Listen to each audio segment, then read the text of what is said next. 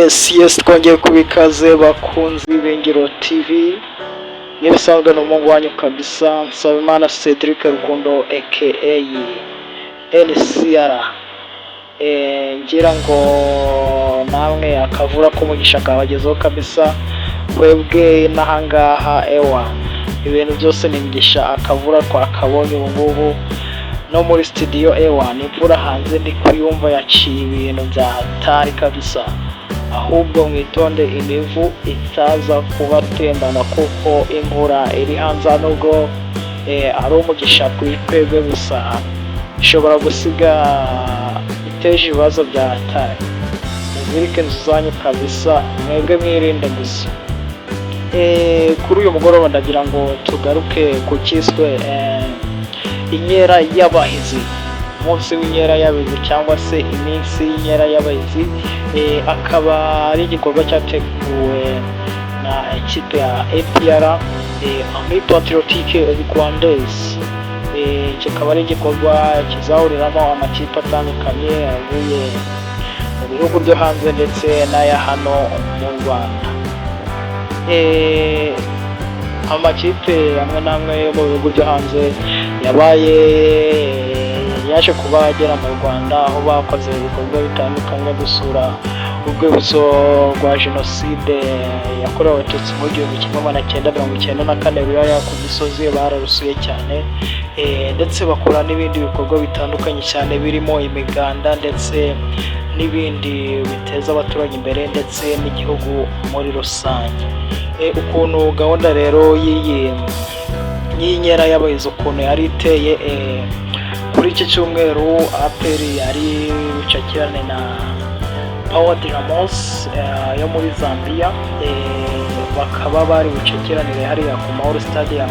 Already uyu mukino wo wamaze kuba urangira kabisa. Uyu mukino wo warangiye, akaba ari umukino warangiye ikipe ya APR ndetse mu mugongo ikipe ya Power Dynamos ikaba yayitsinze ibitego bibiri byose ku busa. Akaba ari ibitego byatsinzwe na Shehe Uwatara, akaba yabitsinze kabisa. Igitego cya mbere yagitsinze ku munota wa gatanu wa part 2 cyangwa se w'igice cya kabiri, ikindi cyo ngo yagitsinze muri iyo minota yo hafi. Uko imikino izakomeza rero muri iki cyumweru tugiye gutangira ku wa kabiri tariki 19 Kanama saa 10 z'amanywa kabisa, Police FC izaba icakirana Azam kabisa hariya kuri Kigali Pele Stadium. Ku wa kabiri nanone tariki 19 Kanama saa moya APR nyiri gutegura iri rushanwa cyangwa se iki gikorwa cy'inkera y'abahizi.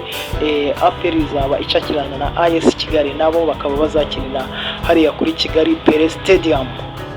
Ku wa kane tariki 21 Kanama saa 10 z'amanywa Azam izaba icakirana na AS Kigali, nabyo bikaba bizakina kuri Kigali Pele Stadium ku wa kane kabisa tariki 21 Kanama.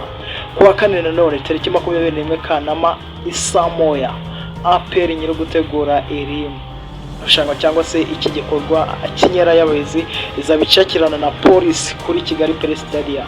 Hanyuma ku cyumweru muri weekend tariki 24 Kanama saa 9 Police FC izaba icakirana na AS Kigali mu Mahoro Stadium kabisa, ya stade y'ikirenge kabisa, ko bakiwe na nyakubahwa perezida wacu Paul Kagame.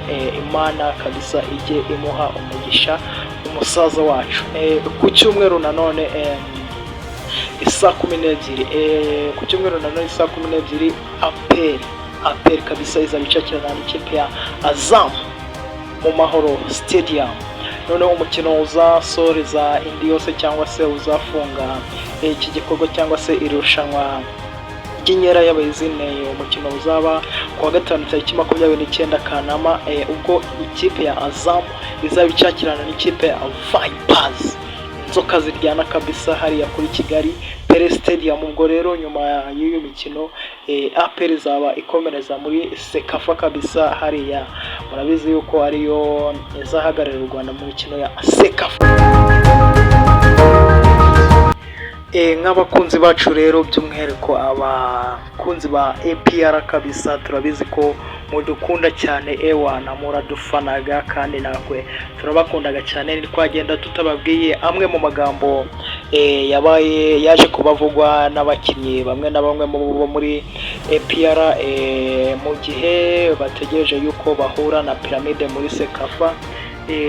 Rero tugiye kuba twabanyuramo amwe mu magambo yavuzwe n'abakinnyi bakomeye bo muri APR, ikipe yanyu kabisa, ikipe y'ingabo, ewana muzagwe nyuma kabisa.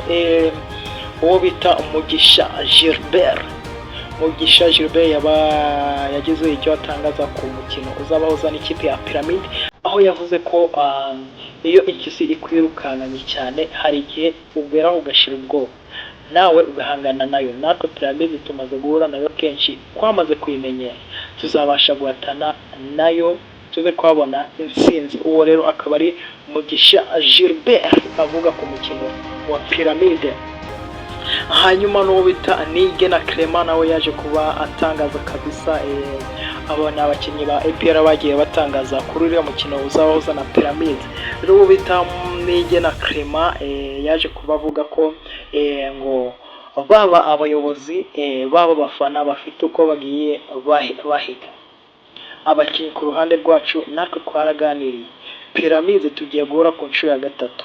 Kuri iyi nshuro umutoza yatweretse uko tuzitwara ngo tubone intsinzi. Uwo akaba ari Niyigena Clement kabisa, nawe akaba ari umukinnyi wa APR, nawe akaba yaragize icyo yatangaza kuri uriya mukino uzahuza na Pyramide.